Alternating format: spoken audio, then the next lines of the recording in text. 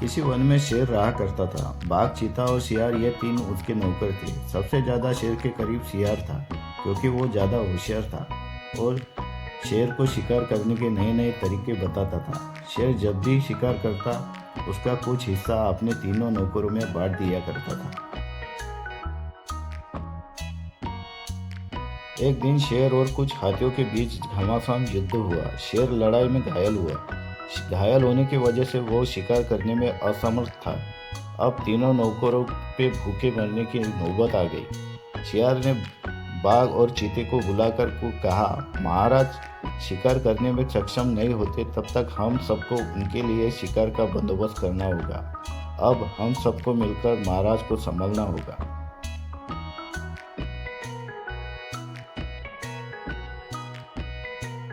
शेर ने कहा कि महाराज किसी का झूठा शिकार नहीं खाते, इसलिए हमें किसी शिकार को फुसलाकर उनके सामने लाना पड़ेगा ताकि वो आसानी से शिकार कर सके। इसलिए हमें जंगल की सारी दिशा में फैलकर शिकार को ढूंढना पड़ेगा। इसलिए मैं अलग दिशा में जाता हूँ और तुम अलग दिशा में जाना। शाम होने से पहले महाराज के सामने हम सब मिलेंगे।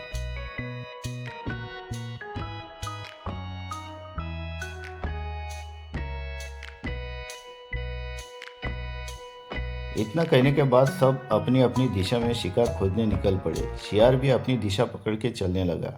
शियार के काफी घूमने पर भी उसे कोई शिकार दिखाई नहीं दिया। वो अपने मन में सोचने लगा कि लगता है कि आज भी भूखा रहना पड़ेगा। अच्छा होगा कि बाघ और चीता कुछ शिकार लेके आए हो।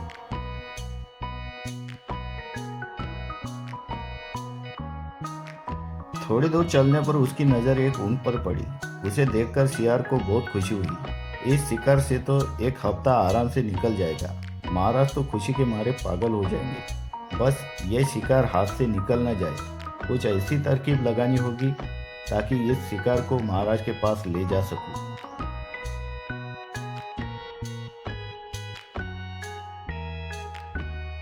शियार ने उनसे कहा, नमस्कार मामा, आप यहाँ क्या कर रहे हो? देखने से आप यहाँ के नहीं लगते हो। आपने ठीक कहा महाशय, मैं यहाँ का नहीं हूँ। मैं अपने झुंड से बिछड़कर इस जंगल में भटक गया हूँ। कृपया आप मेरी मदद कीजिए ताकि मैं अपने झुंड में लौट सकूं।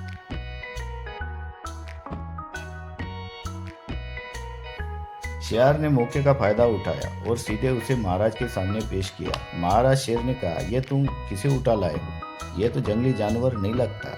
शेर ने कहा, हाँ महाराज, ये ग्रामीण जानवर है। वो जंगल में भटक गया था, इसलिए मैं यहाँ ले आया हूँ ताकि आप इसका शिकार कर हम सबकी भूख मिटा सके। बड़ी मुश्किल से मैं यहाँ ले आया हूँ इसे।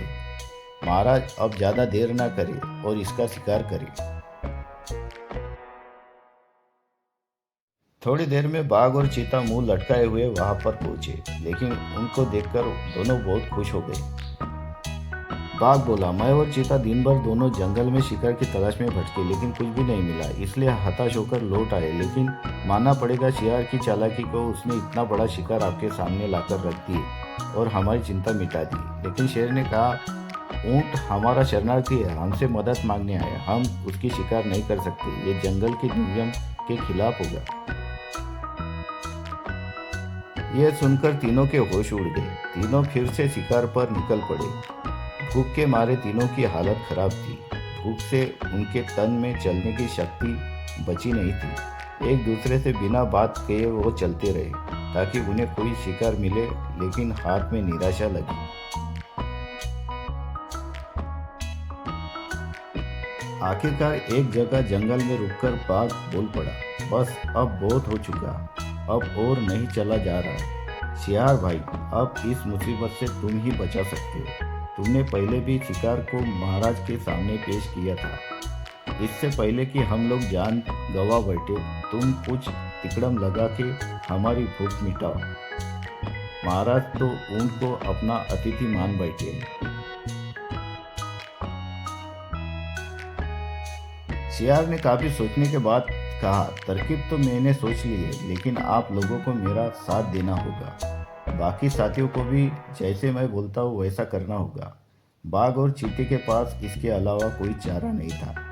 दोनों ने शेर के बातों में हामी भर दी तो तय रहा शाम को महाराज के दरबार में मिलते हैं।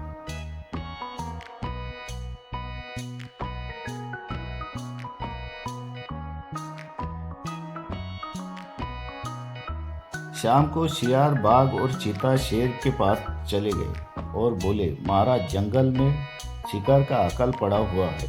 हम लोगों ने पूरा जंगल छान मारा, लेकिन कोई भी शिकार हमारे हाथ न लगा। इसलिए आपको जंगली पशु में से एक को चुनना पड़ेगा ताकि सबकी भूख मिट सके। शेर ने शियार की बात से सहमति नहीं जताई। उसे बात कुछ अजीब लगी।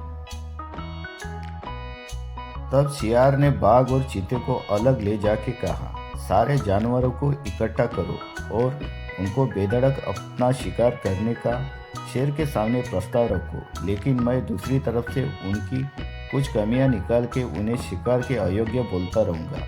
लेकिन कोई भी डरे नहीं तो महाराज को शक हो जाएगा। भूख मिटाने का ये मौका बार बार नहीं मिलेगा।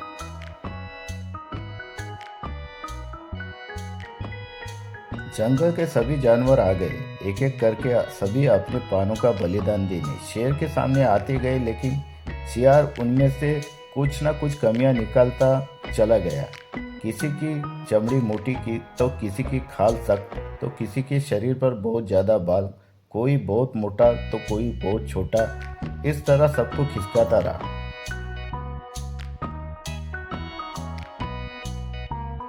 जंगल के सभी जानवरों का बलिदान देखकर उनको दया आ गई। वो बेचारा नादान महाराज के सामने जाकर बोल पड़ा, महाराज, ये सभी जानवर आपके योग्य नहीं है, आप मुझे खा जाइए। मैं इस जंगल का भी नहीं हूँ, कम से कम आपके तो काम आ सकूँ और आपके हाथों मरकर धन्य हो जाऊँ। अब शेर ने भी मजबूरी में हामी भर दी। बस और क्या था, सभी जानवर उन पे टूट पड़े।